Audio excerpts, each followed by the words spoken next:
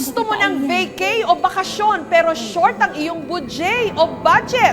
Pwes, kulayan natin ang inyong mga drawing mga best dahil may isla sa Quezon Province na malapit lang. Ernayu ngayong summer. Boracay, Batanes, Siargao. Mga best, hindi na kailangan lumayo.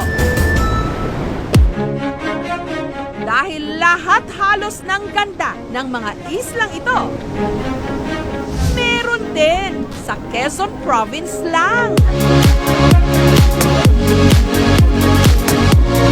Pagsakay ng bangka mula sa Real, Quezon, 4 hanggang 6 na oras ang biyahe. Depende sa alon.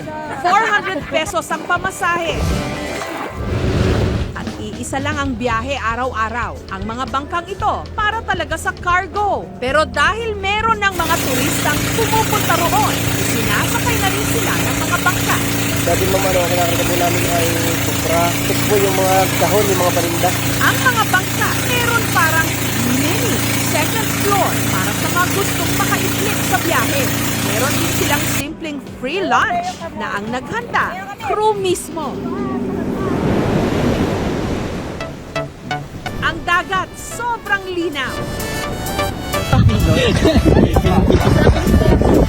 Ang talaga raw ipinagmamalaki nila rito ang kanilang golden sand.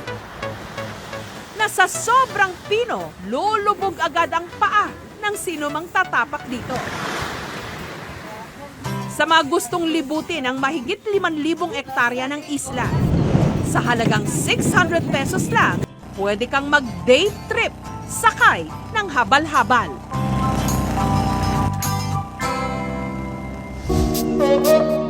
Pero ang tunay na ganda ng isla, nagpapakita lang daw sa kabilugan ng buwan. Sakto namang pa-full moon nung dumating doon ang aming team, kaya nag-abang sila. Yung sandbar, wala lang po sa amin yun. Yun pala maganda na sa turista. 5 minuto, mararating ang kanilang mini Boracay. Buhangin kasi rito, hindi golden, kundi puti. At ang tubig, aqua blue.